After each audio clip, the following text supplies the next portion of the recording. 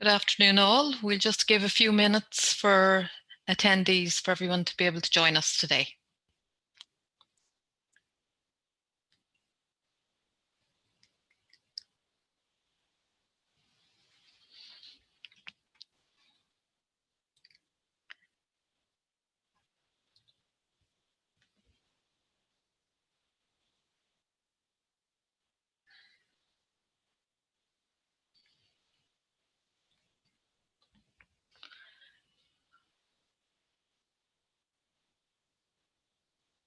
Okay, there's people trying to get in.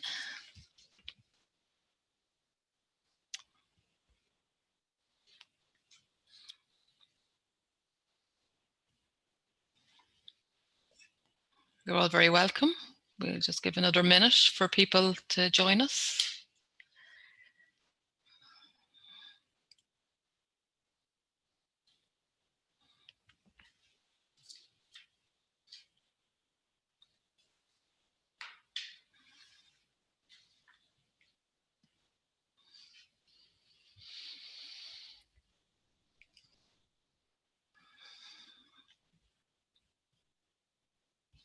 Yeah.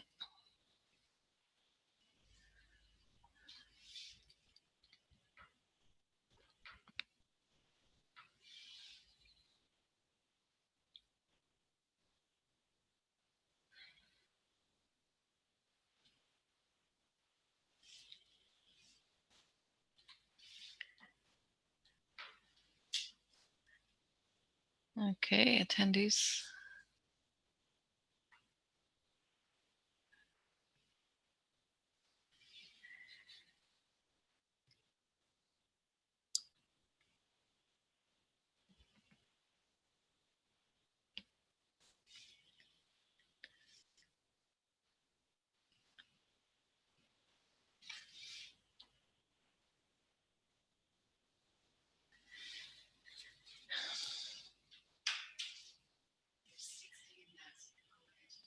Okay, I think almost everyone is in now. We'll get started.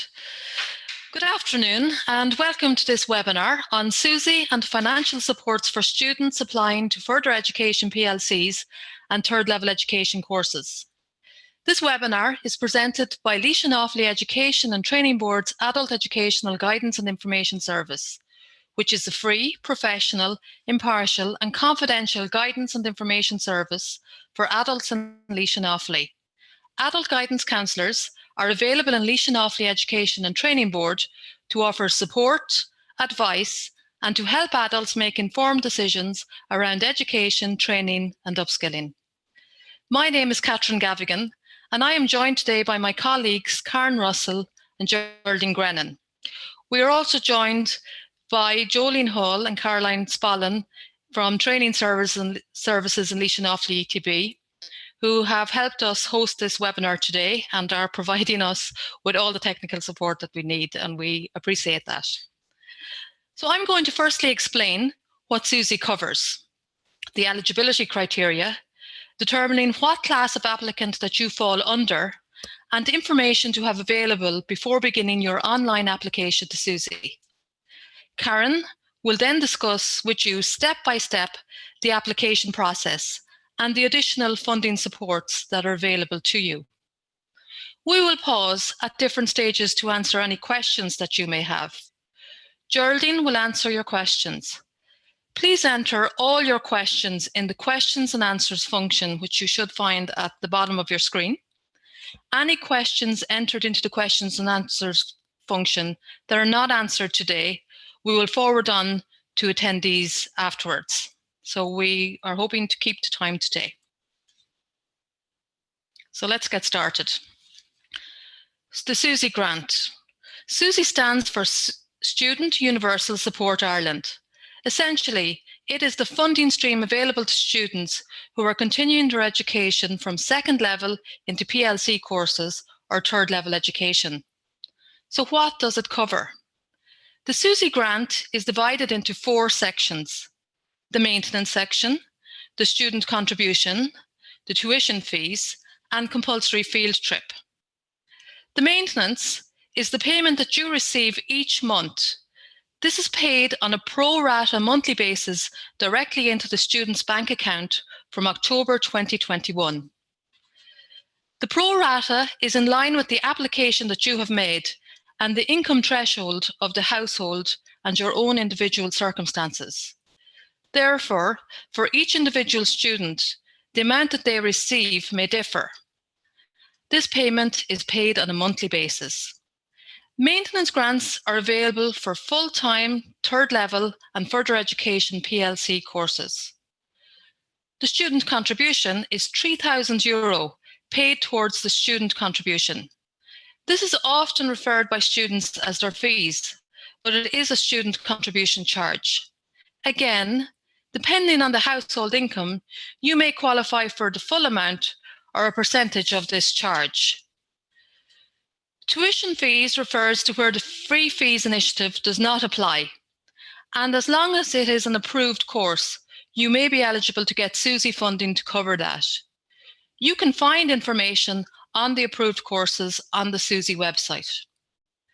Compulsory field trips may be part of some courses, and you may apply for funding to SUSI for the cost of that. So when applying for the SUSI grant, you must meet a range of eligibility criteria.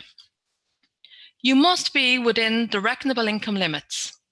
Assessment is on the household income, and the number of dependents are taken into consideration if applicable.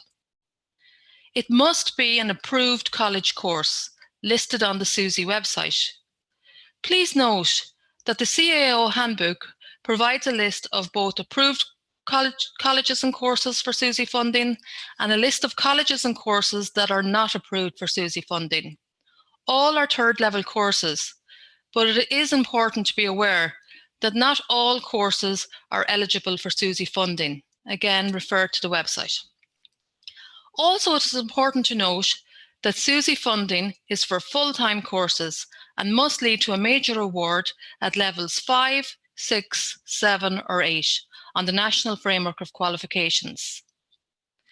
In terms of residency, you must have lived in Ireland for 3 out of the past 5 years, and you must show Irish or EU nationality.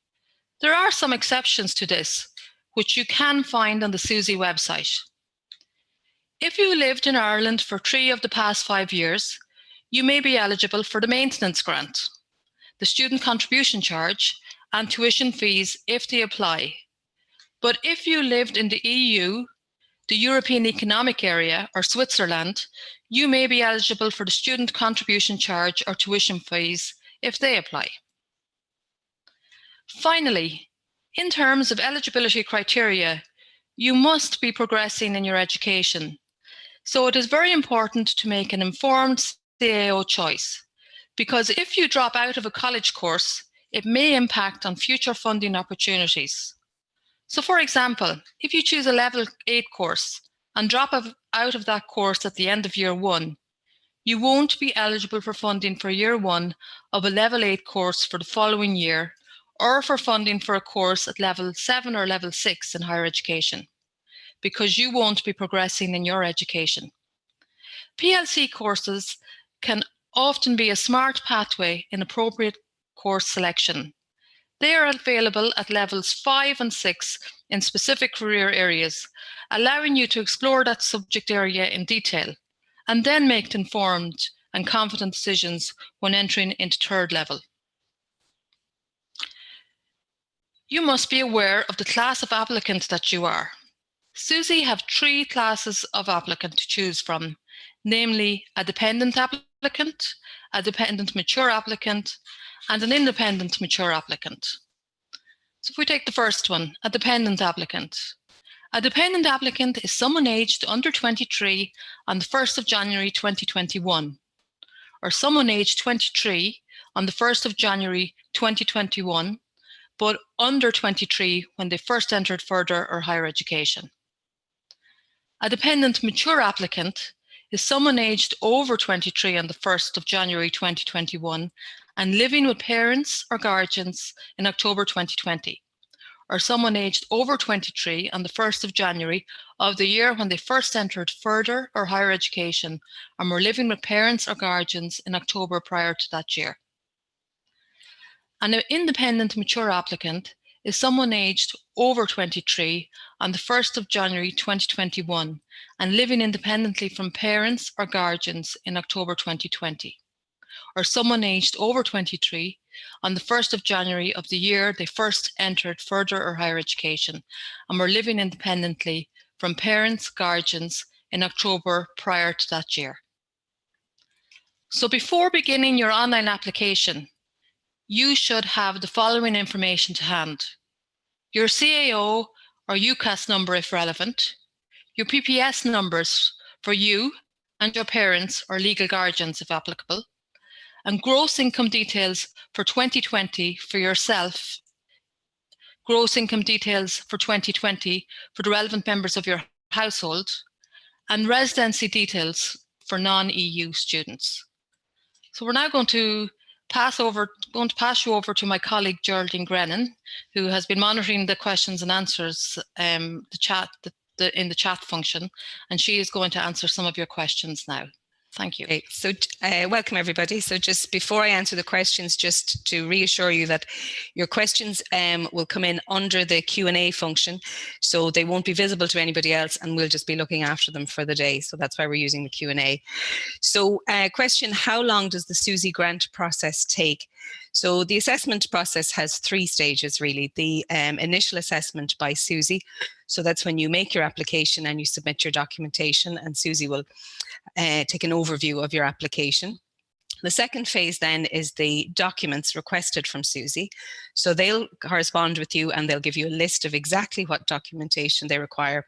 Could be utility bills or details of residency or nationality. So they'll give a very clear outline of what's required. And then there's the final assessment by SUSI.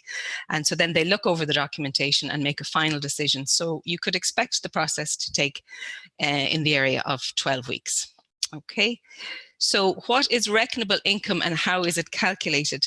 So for students going to college in 2021, the reckonable income period will be from the 1st of January 2020 to the 31st of December 2020. And the number of people whose income is taken into consideration will depend on the type of applicant you are. So Catherine mentioned the different applicant classes there. So if you're living at home with parents and you're working on a part-time basis, for example, outside of term time, then your income from your part-time job and your parents' income would be taken into consideration. The type of things that are classified as income would be any payment from paid employment, any social welfare payment, and there are certain exceptions to that. You'll find those on the SUSI website. Self-employment or farming, any lump sum payment from retirement or redundancy. So just to flag for you with that it's only a portion of that that's considered by SUSI. So even if there's a large lump sum, only a portion is considered by SUSI. Any gift or inheritance that you might have received during the year, or any income from savings or deposits. So that's just a sample of the type of things that are considered as income. And the payments not included when calculating reckonable income would be things like child benefit, carer's allowance, or domiciliary care. So third question here, my parent was made redundant in 2020. Will all of the redundancy payment be taken into account? So no, I've just answered that one for you there. And how do I prove that I have been resident for 3 of the last 5 years? So again, you'll be asked very clearly by SUSI for documentation that they will require. If you're in school, it may be a letter from the school principal outlining the time that you've been in school, evidence that you sat your junior cert or that you're doing your leaving cert. It could be utility bills or bank statements, and they'll be spaced. They'll require those over a period of time. So it won't just be a bank statement from 2020. They'll go back maybe over the last 3 to 5 years and ask you to produce a statement from each for 3 of those years. And just before we move on then, another question here. My sister is also applying to SUSI this year. Do we have to make separate applications? So you do indeed have to make separate applications. You'll be 2 individuals applying to SUSI and hopefully following your own path. So your information, your PPS numbers will be different. So obviously you'll complete your own application. The benefit really is that the information that SUSI will require around the household will be the same. So once you gather the documentation, the same information will be required, but you do have to make separate applications. applications. So I'm going to pass you now to my colleague Karen Russell, and she's going to take you through the application process. Thank you. Thank you, Geraldine. Good afternoon. My name is Karen, and I'm going to talk you through the SUSI application process today. So I'm just having some technical difficulties, but we'll go ahead with that. Okay, so before starting your SUSI application, it may be helpful to visit the SUSI website at www.susi.ie. This website contains loads of useful information and resources which will help guide you in making your SUSI application. One very useful resource is the Eligibility Reckoner. You do not need to have made a final decision on your course or college to see if you are eligible for the student grant. However, in order to qualify for the grant, you must be entering an approved full-time course in an approved college. Courses in private colleges are not approved for the grant. The SUSI website contains a full list of all approved courses and colleges. So, to begin your SUSI application, you must register a new account in the student's name. You can do this by clicking "I don't have a SUSI account yet," and you will then be brought to this page where you can click register for a new account, or if you have a MyGov ID already, then you can set this up. You can click on continue with MyGov ID and register through that route. So the first section of the registration will ask you to input your student's personal information. This includes their PPS number, full name, date of birth, email address, and phone number. The asterisk denotes required information if you are unsure of any information. The question mark will give you an explanation of what information they are looking for. Once this section is complete, click Next. You will then be asked to choose your username, password, and 6-digit PIN code. This information will be used every time you log into your SUSI account, so it is very important that you write this information down and keep it in a safe place. At the end of this, you will get a section summary. Please check that all your information is in correctly before clicking Submit. Once you have submitted your registration, then you will receive a confirmation email from SUSI.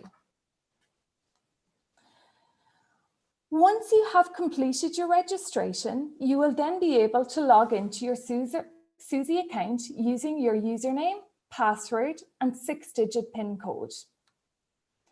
Simply input this information and click Login. You will also be presented with the data protection information, and you will need to read this carefully and click OK to proceed. In the top right-hand screen of your SUSI application, you will see a triangle. Click on this to start your application. So the application is divided into 6 different sections. Before starting to complete these sections, it may be useful to have the following information at hand: the student's PPS number and the PPS number of parents or legal guardians. As some of the questions will also refer to income, you will need details of the student's income for last year and the income details of parents or guardians for last year. It may be a good idea for the student and their parent or guardian to complete the application together, as many of the questions in the personal details and reckonable income section will be best answered by the parent or guardian. So section A is the applicant's personal details section. Some of this information will already have been given during registration, such as a full name, email address, and phone number. You will also be asked to input other information here, such as the applicant's CAO number and the class of applicant. Remember, if you are a school leaver, you will be a dependent applicant. At the end of each section, SUSI will provide you with a summary screen containing all information that you have inputted. Please check this carefully, and if you are happy with the information provided, click OK. If you spot a mistake, don't worry, you can simply click Amend and go back and change any information. On the top of your application, as you go through each section, you will see a progress bar showing how much of the application you have already completed. Remember, you don't have to fill in the application form in one go. You can save it and come back to it as often as you need. Section B refers to the applicant, nationality and residency. You will be asked questions like where was your country of birth and your nationality. The residency part here is very important. To be eligible for SUSI grant, the applicant must have been resident in Ireland for at least 3 out of the previous 5 years.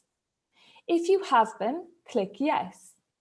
But if you haven't lived in Ireland for 3 out of the previous 5 years, still input your details here, as you may still be eligible for a grant for tuition fees only.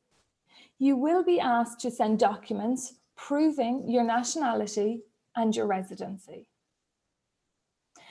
This next section, C, requires information about your course details, previous education, and other financial supports. To be eligible for SUSI funding, you must be progressing in your education. So in this section, the applicant will need to fill in their highest education qualification to date and what their intended course of study is. Now, don't worry or panic if you haven't fully decided on your course or college. Just put in your CAO first choice here. If you wish to apply for SUSI funding for a PLC or further education course, you will be asked to input the name and location of the further education institute and the name of the course that you are applying for. You will also be asked here about grants you have received in the past and if you have applied for any other financial supports. Section D is the next section, and this refers to the personal details of the applicant's parents or guardians, or the personal details relating to the applicant's spouse, cohabitant, or civil partner. As mentioned earlier, if you are currently completing your Leaving Cert and living with your parents or legal guardians, you will be classed as a dependent applicant. In this case, you will need to provide personal details here of your parents and guardians. If you are a mature applicant and are married, cohabiting, or living with your parents, then you must complete this section providing personal details about your spouse, civil partner, or parents. If you are a single applicant living alone, then you will not need to complete this section. Section E refers to the dependent children or other relevant household members. A dependent child is classified as anyone under the age of 16 or anyone over 16 years of age and pursuing a full-time education course. There is a part in this application where you can click on Add Entry, and you can add information of each dependent child in the house. That is not the applicant, but the other dependent children. You can also put in if any other member of the household is attending a higher or further education course. Section F will require you to put in information about any reckonable income coming into the household. So what is reckonable income? Well, as Geraldine talked about earlier, reckonable income is gross income before tax from all sources in Ireland and abroad in the last tax year. So that is for 2020. This could include money received from employment, self-employment, farming, social welfare payments, but it may also include income from rental income, savings and investments, retirement and redundancy, or gifts and inheritance. SUSI will review the reckonable income limit, the reckonable income from the household, and will then award the grant funding based on that income. So for example, if there are less than 4 dependent children in the household with an income of 38,875, then the applicant may be eligible for the full student grant. However, if the income in the household is higher than this, then the applicant may still be eligible for some funding. For example, if the household income is 54,240 and there are less than 4 dependent children, then the applicant may still be eligible for half of the student contribution, which is worth €1,500.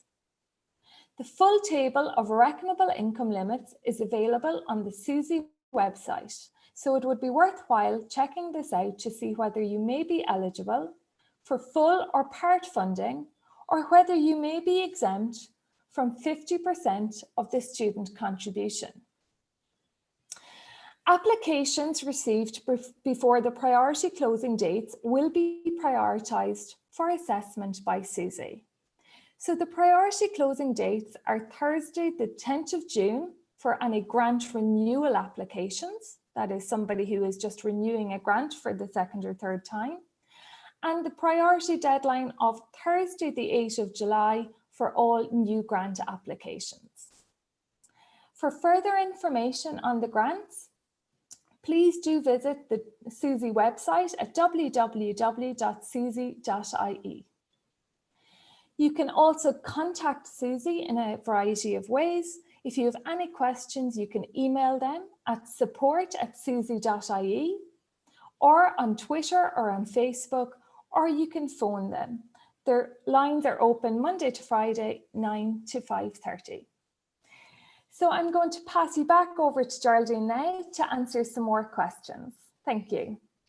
So thank you for that, Karen. So we have a lot of questions coming in. Some have been answered through the chat, so I'll try and share those as well. But so am I eligible for a tuition grant if I study in the UK as an Irish citizen? So the answer to that is unfortunately no. You may be eligible for a maintenance grant, but not for a tuition grant if you go to the UK. But you would be eligible to apply for tuition fees support from the UK. Will I be able to get a grant if I have been in third level education before and graduated with a level 6 certificate, but now applying for a level 8? So yes, you can. As Catherine mentioned earlier, once you're progressing in your education, you can apply for a SUSI grant. So you'd be going, you're progressing from a 6 to an 8. I dropped out of a third level 10 years ago, but I am in a level 5 currently, and I am seeking SUSI for my third level this September. Would my dropout 10 years ago affect my eligibility? So no, you'd be classed as a second chance student. So once you had been out of third level for 5 years, you can seek SUSI funding again, and your eligibility can be assessed. My son had income from a placement which was part of his course. Is this assessed as income?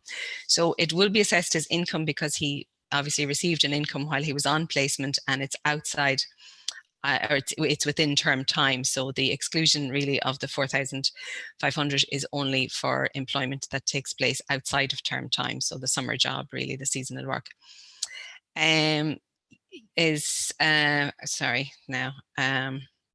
So somebody just asking, is it possible to have a copy of today's webinar? So it is indeed, and we will be emailing on a copy of the webinar afterwards. So don't worry, you'll have everything there. I've not decided whether or not I'm studying in England or Ireland. Do I submit an application with a UCAS number and a separate one with CAO? So you should only make one application, and you should let SUSI, you can let SUSI know at a later date which course you've decided on at the end of the day. Up to what age does the SUSI grant apply? So the age of an applicant is not a factor for SUSI eligibility, and the other criteria are factors considered by SUSI. The class of applicant does not take age into account. So the independent applicant over 23 years on the 1st of January 2021 and a dependent under 23 years at that time. Another question on tuition fee. So we've answered the tuition fee for the UK. And do I include the income of a parent who is no longer living with me? So the answer to that is, if you can show that your parents are separated, then their income does not need to be included. Okay, so I'll just take you back to Karen now again to look at some additional funding supports that would be available to you. Thank you, Geraldine. So I'm going to talk you through some additional supports that are available now for you. So apart from the student grant, there are a range of other funding supports available to you. The first of these are scholarships. There are three main types of scholarships: academic excellence, performance excellence, and citizenship. Academic excellence. This scholarship is normally awarded to students who have achieved in excess of 550 points, but in some cases, awards go to top performing students, so it could be lower. Performance. This scholarship is normally awarded to students for excellence in performance, generally in a sport. It requires participation at an elite level. If you are, so for example, if you are a GAA player on your county team. Citizenship. This scholarship is awarded for active citizenship. So for example, if you are heavily involved in community activities. For more information on these scholarships, please visit www.careersportal.ie/scholarships. Another funding support available is the Back to Education Allowance, or BTEA, as some people refer to it.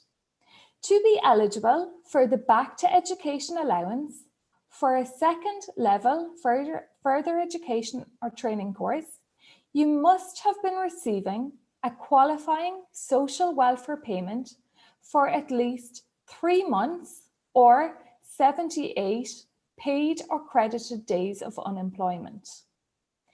To be eligible for the Back to Education Allowance for a third level course, you must have been receiving a qualifying social welfare payment for at least 9 months. It is worth noting that if you are on a PUP payment, there is no qualifying time required. However, if you are on a PUP payment and wish to apply for the Back to Education Allowance, you must transfer to a job seeker's payment before applying for the Back to Education Allowance. As discussed earlier, the SUSI grant is split into two parts: maintenance grant and fee grant. You cannot get the Back to Education Allowance and the maintenance grant of SUSI.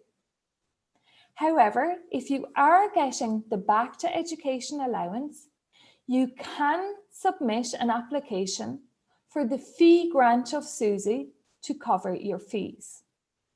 By transferring from your job seeker's payment to the Back to Education Allowance, you will also be able to retain any secondary benefits you may have, example, rent supplement or fuel allowance. Another funding support is VTOS, the Vocational Training Opportunity Scheme. If you are over 21 years of age and have been unemployed and receiving a social welfare payment for at least 6 months, then you may be eligible to apply for VTOS. The VTOS scheme is only available for FET courses. These courses are full-time courses at QQI level 4, 5 and 6 and can last up to 2 years. There are no fees for VTOS courses, and depending on your individual circumstances, you may be eligible for a meal and travel allowance, as well as a free childcare place for your child under the National Childcare Scheme. If a student is receiving a VTOS payment, then they are not eligible for the Back to Education Allowance or SUSI. Please visit www.welfare.ie for more information, or give your local Department of Employment and Social Protection office a call for more information. Another funding support available to students is the 1916 bursary. The 1916 bursary offers €5,000 to students each year of their degree for up to 4 years. In order to be considered for this bursary, your household income must be less than €24,500 and/or the applicant must be in receipt of a Department of Employment and Social Protection means tested payment. Applications are invited from students from socio-economically disadvantaged backgrounds in a range of categories, including mature students, lone parents, Irish travellers, VET award holders, students with disabilities, and ethnic minorities. Applications are limited to those entering first year of their undergraduate degree. Those applying to a first year of a part-time degree can also apply for this bursary. So apart from the Back to Education Allowance, the VTOS, and 1916 bursary, there are a range of other funding supports available for both school leavers and adult learners. You can see them listed here. For more information on these, please talk to your school's guidance counsellor, or if you are an adult learner, contact our Adult Educational Guidance and Information Service. I am now going to pass you back over to Geraldine to answer any final questions you may have. Thank you for listening today. Thank you, Karen. So a number of questions have been answered directly to people. So I'm just going to go through those because a few of those anyway, they might be informative for other attendees. So when is it advisable to start the application process? So the SUSI application process is open now.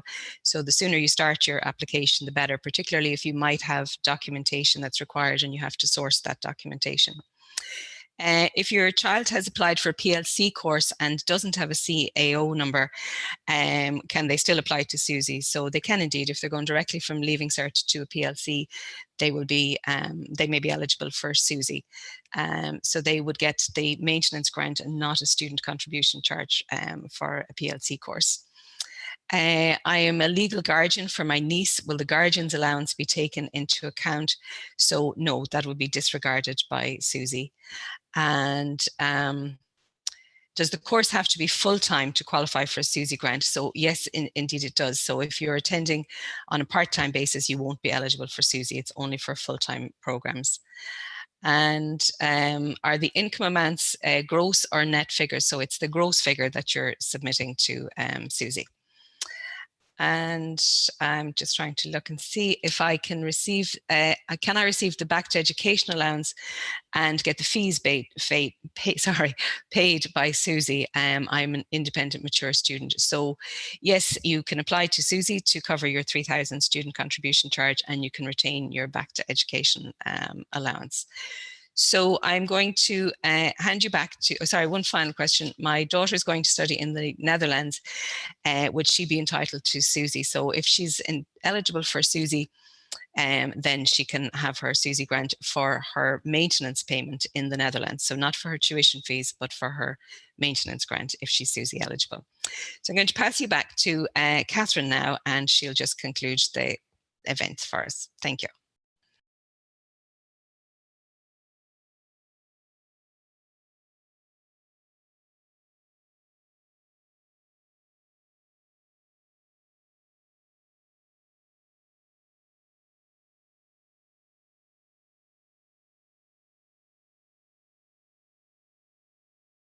Okay, technicalities, thank you.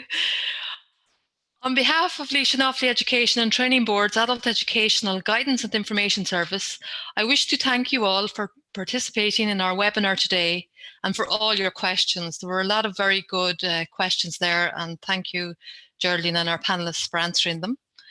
We are aware that we have a diverse audience here today, and we welcome that. All school leavers, we direct you to your guidance counsellor in your school and to the SUSI website. And can I remind you that we can assist and support adults in Laois and Offaly with information and advice. And you can see our contact details there on the screen. So we have a number for Laois, 05786 72963. For Offaly, 05793 51506. You can email guidanceinfo@loetb.ie. We have a Facebook page, LOETB Adult Guidance. We'd welcome more people to like and subscribe to our page. We have an Instagram account, LOETB_Adult Guidance. And we also are on the LOETB website. So can I remind you that we have a YouTube resource available on SUSI and additional financial supports, and we will make that available. And as Geraldine said, we will forward a copy of today's presentation to all attendees. We understand that there was a lot of information there for people to take in. So thank you very much for participating in our webinar today, and I'll close the webinar now. Thank you.